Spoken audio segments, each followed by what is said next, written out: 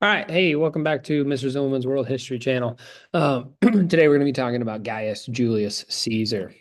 Um, the Republic winds up in this big crisis, okay, called the Slave Rebellion. And the Slave Rebellion turns into Crassus and Pompey becoming consuls with their victory for solving the Slave Rebellion crisis, but they're not very good consuls. And so Julius Caesar, um, who was fighting in Marius's army and forced to leave Rome in 81 BCE after the Civil War is over, he serves in the army. He earns the Crown of Oaks, which is one of the highest honors in all of the Roman army. And then after Sulla dies in 78 BCE, and he's no longer fearing being imprisoned or being executed for serving on the side of the losing civil war, um, he starts his political career from 78 to 70 BCE. And he serves in a lot of different roles in the Roman government and gets heavy praise for his service in military and in politics.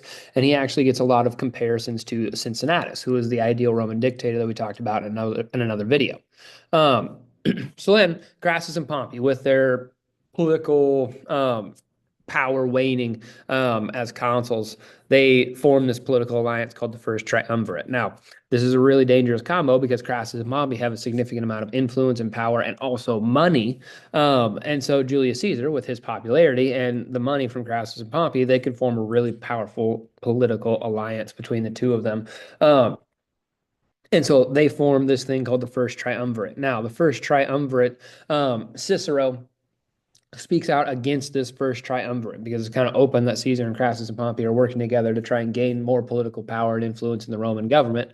And so he warns against them. But the first triumvirate, Caesar elected consul in 59 BCE, and in exchange, they get a lot of optimates legislation passed for them, so giving even more political power to the people of the wealthy patricians. Okay, and Caesar, in return, gets the acquisition of a few legions, and he decides to march them to Gaul. And so he invades Gaul, and in Gaul, uh, he becomes victorious in his Gallic conquest from 58 to 50 BCE. And this makes him super, super popular in Rome. And after he defeats Gaul, he actually gets elected governor of Gaul, governor of the province, the now province of Gaul, which is north of the Italian peninsula. He spends the next years maintaining Gaul.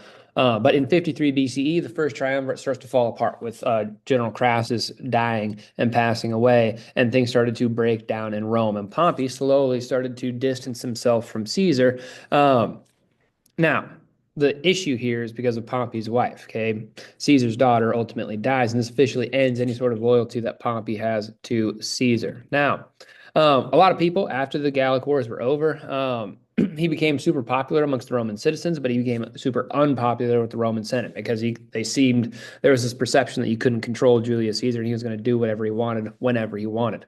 And so um, they ask General Pompey, who started to distance himself, to stop Julius Caesar. And so Pompey tells Caesar that he has to step down from Gaul and hand over his armies, and Caesar obviously refuses to act. So what you see in the background here is Julius Caesar rounding up his army to invade Rome. And this is him crossing the Rubicon River and starting another civil war in Rome on January 10th, 49 BCE.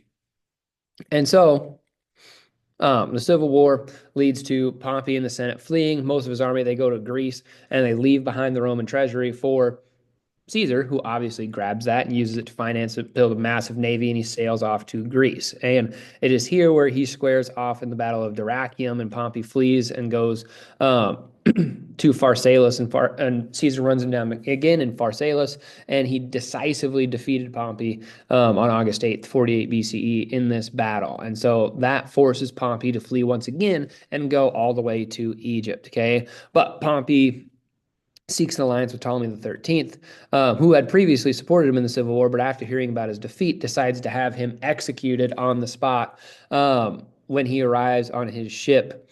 And after Pompey gets executed, then Ptolemy the 13th tries to side with Cleopatra, and hearing that,